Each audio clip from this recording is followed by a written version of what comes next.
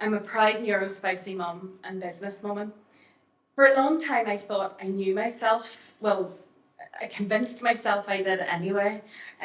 But that's the thing though, isn't it? We like to think that we've got ourselves all figured out. We like to believe that we know what we're doing, but most of the time we're just winging it, really, if the truth be told. And let's be honest, that sense of uncertainty, it's always there, whether we admit it or not. The trick, I think, though, is realising if we're not being our true selves, what are we going to do about it?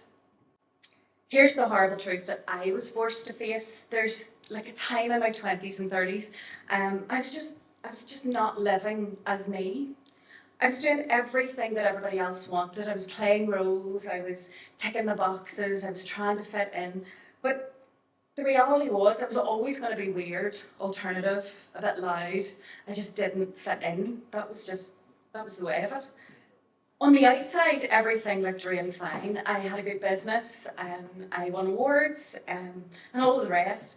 But inside, I was dying, absolutely dying. I was battling imposter syndrome every single day, and it was hard. It was really hard. I was constantly thinking, what if they find out that I'm not good enough? What if they find out that I don't know what I'm doing? What if somebody says something? It's really exhausting, isn't it, for those of you who know? Trying to keep up those appearances, and even worse when you realise that the biggest lie that you're telling is to yourself. The more I pretended, the more disconnected I felt. It chipped away at that resilience that I had. It made me wonder, if I can't, how can I battle life if I can't even have my own back? So if I don't have my back, how can I battle the outside world? It then came with a big wake-up call. Not my choice, I have to say. Life has this really funny way of slapping you around the face. Most of us will know about that. For me, it was a breakdown in my business, but that came shortly after what I believe now to be a breakdown in me. It was not a quiet, dignified thing either. It was a full-blown failure. It was public, it was messy, and it was humiliating. My whole world came crashing down around me. And it was at that moment that everything that I thought defined me was gone, and I was forced to meet the real me. A failed business, a bankruptcy, and a pregnancy will do that to you. It gives you a really good dose of reality, wakes you up quite a bit. There was no more pretending, no more playing those games. I just had to strip everything back. And I had to really face the truth of who I really was. It wasn't easy. It was raw, uncomfortable, and it was messy. Believe me, it was messy. But that's where the real transformation happened. And I had to take what resilience I had left and build on it. Now, the great thing about being, the great thing about being from a big family is they teach you resilience, they teach you strength. So I had a little bit left to deal with. And I was building up not just to overcome imposter syndrome, but to confront all of those things that I'd been avoiding, my doubts, my rejection sensitivity, my constant need to prove myself to the outside world, that need for validation. But there's always a catalyst in becoming the real you. For me, it was bankruptcy. It was falling in love with Kieran. It was becoming Logan's mum. Life was stripped back to the very bare foundations, but it was something to build upon. It turns out that I could never have known the real me. I didn't have all the information. At 43, which was 3 years ago, I was diagnosed with ADHD. I realised that even though a decade had passed of me trying to put myself back together, I didn't have the tools, I didn't have the information, I didn't understand how you put that puzzle back together. And it finally started to fall into place. I wasn't weird by choice yet. That disruptive behaviour that everybody hated and still does, it wasn't just a personality trait, it was how my brain operated, it was how my brain worked. And the thing about it was, when I beat myself up, asking myself, why can't I just fit in? Why can't I do what I'm told? You know, I was never going to be able to do that. Society wanted me to, but my brain didn't. It's really weird finding out that you're not crazy, because I lived my entire life believing that I was a nutcase.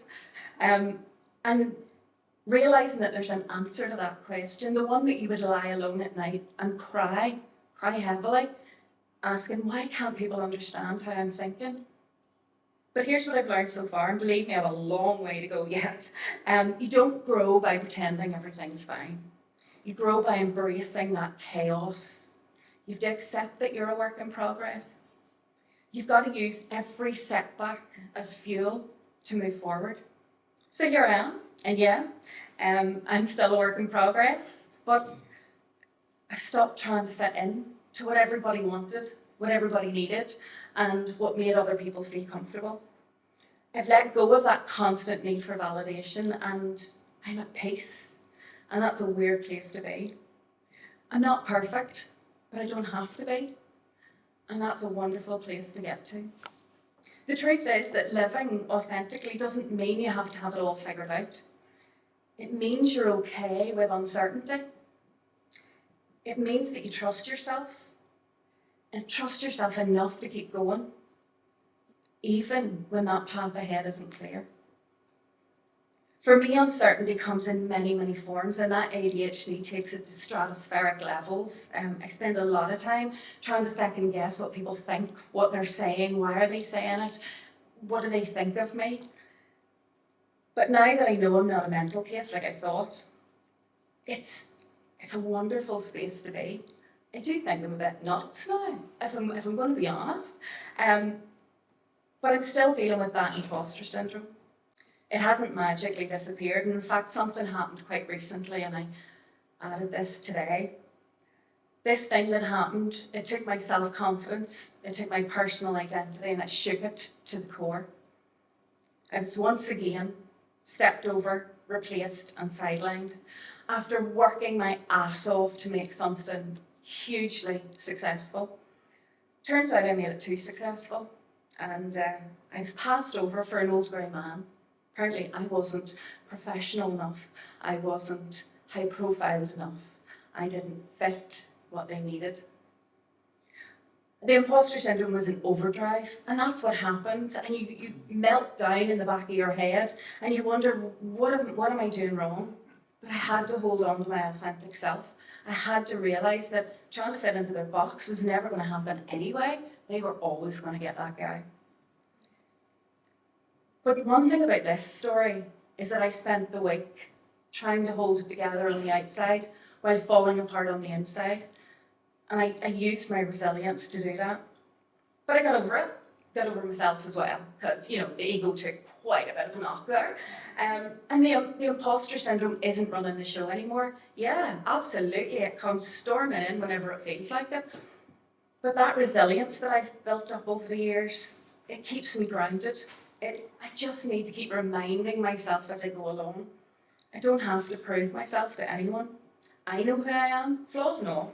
And if you don't like it, well, let's be honest, that's a you problem, not a me problem. If there's one thing that I want people to take away from tonight, it's this. You're never going to have all the answers. That journey to become your authentic self, it's messy, it's uncertain, it's not going to happen overnight. And you might not even know you're on the journey. I certainly didn't. But that's okay. The important thing is that you keep moving, you keep going forward, and you keep trusting that every challenge that comes your way is shaping the person that you're becoming. Stop trying to fit in. That's the only advice I can give. Stop worrying about whether you're good enough, because you are. So the real question tonight is, are you ready to step into a world of uncertainty? Are you ready to be the real you? Thank you for your time.